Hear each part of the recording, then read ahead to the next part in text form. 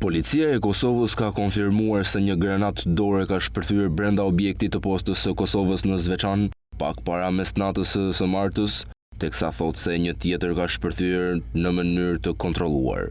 Zëvendës drejtori i Policisë së Kosovës për Veriun, Veton Elshani, tha se nuk ka persona të lënduar, por se ka dëme materiale.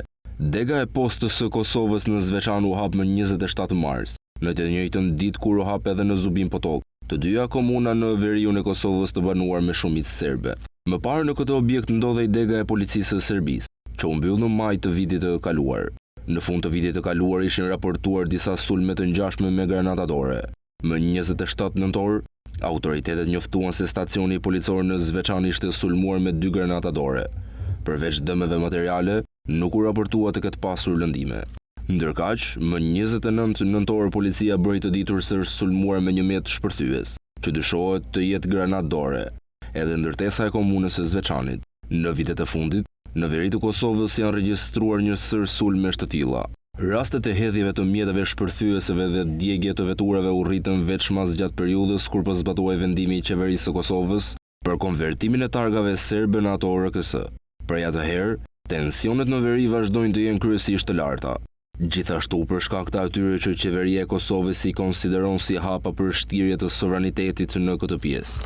Në 4 komuna të me shumicë serbe në veri të Kosovës janë mbyllur shumë institucione paralele serbe, si dhe zyra postare tatimore që nga fillimi i vitit të kaluar. Qysh në fillim të këtij viti, më 15 janar, u mbyllën institucione serbe edhe në 10 komuna në pjesën jugore të Kosovës, pasi autoritetet në Prishtinë thanë se ato ishin institucione ilegale. Megjithatë, mbyllja e këtyre komunave paralele të Serbisë, si dhe të zyrave postare tatimore në 10 komuna në jug të Ibrit, u përshkua me kundërthënie.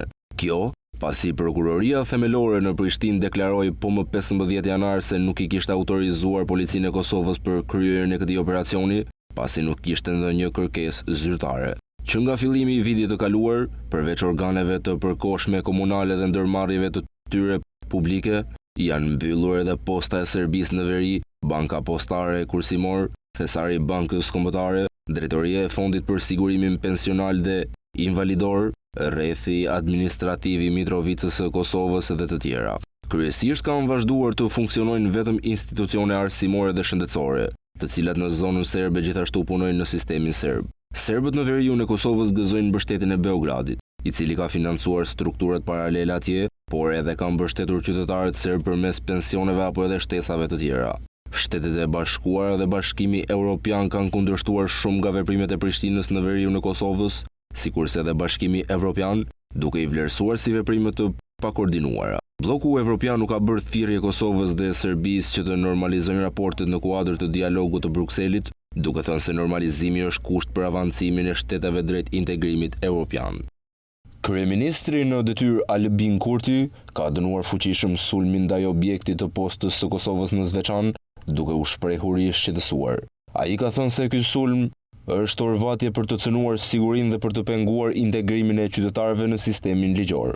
Ai ka shkruar edhe se përmes krijimit të tensioneve artificiale është duke u tentuar që të pengohet funksionimi normal i institucioneve. Me shqetësim të thellë dhe vendosmëri të palëkundur për të mbrojtur stabilitetin dhe rendin kushtetues, dënojnë fuqishëm sulmin me element terrorist të objektit të postës së Kosovës në Zveçan, i kryer sot më datë 1 prill 2025. Ky akt dhune është një orvajtje për të cënuar sigurinë dhe për të penguar integrimin e qytetarëve në sistemin ligjor dhe institucional të Republikës së Kosovës.